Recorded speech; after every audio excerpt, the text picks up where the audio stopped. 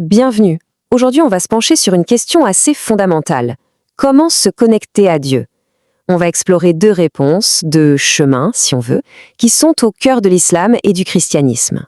Le point de départ, c'est une idée partagée par des milliards de gens. Il y a quelque chose ou quelqu'un de plus grand que nous. Une puissance créatrice. On est d'accord là-dessus. Mais voilà, c'est justement là que les routes se séparent.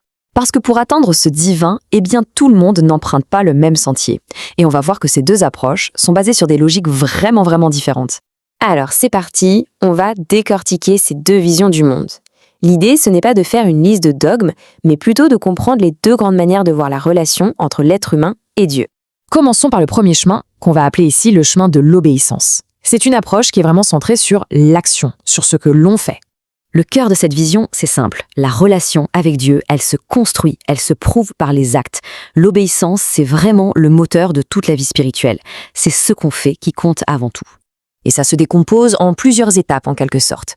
D'abord, tout au long de sa vie, le croyant accumule des bonnes actions, la prière, le jeûne, les œuvres de charité. Ensuite vient le moment du jugement, où tout ça est mis sur la balance. Et enfin, le verdict tombe. Le salut est possible, mais à une condition, que le poids des bonnes actions soit plus lourd que celui des mauvaises. Et c'est là qu'un mot devient super important.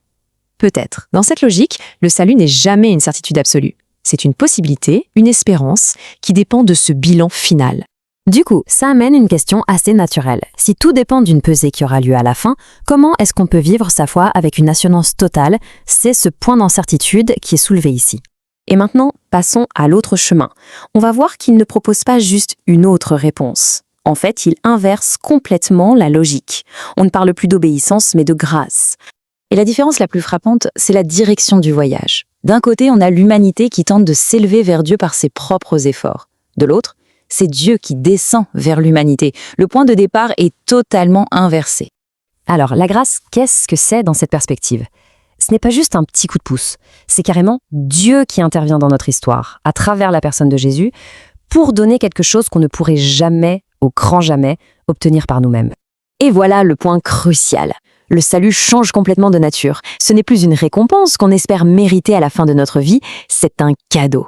Un cadeau offert tout simplement sans condition de performance. La dynamique est complètement renversée. Cette différence radicale, elle nous mène droit au cœur du sujet, au point de rupture qui sépare vraiment les deux chemins de façon, disons-le, irréconciliable. Qui est Jésus? Et là, c'est très clair. Pour l'islam, Jésus est un immense prophète, un messager de Dieu, l'un des plus grands. Mais pour le christianisme, il est Dieu lui-même, fait homme. Et cette différence de nature, prophète ou Dieu, eh bien ça change absolument tout. Parce que si Jésus n'était qu'un prophète, alors des questions se posent. Pourquoi se permettait-il de pardonner les péchés, ce que seul Dieu peut faire? Pourquoi acceptait-il que des gens l'adorent? Pourquoi disait-il être un avec Dieu? Et la question ultime, bien sûr, pourquoi est-il ressuscité? On arrive donc à un point où il ne s'agit plus de petites nuances théologiques. On est face à un choix entre deux logiques qui s'opposent totalement. Regardons ce résumé. D'un côté, le chemin des œuvres, qui va de l'humanité vers Dieu, qui se base sur les efforts personnels et qui mène à une forme d'incertitude. La devise, ce serait « fais plus, toujours plus ». De l'autre, le chemin de la grâce. Lui, il va de Dieu vers l'humanité. Il est fondé sur un don. Et il offre une assurance. Et sa devise, c'est « tout est accompli ». C'est cette phrase qui résume peut-être le mieux l'opposition. D'un côté, on a une sorte d'injonction à l'effort permanent.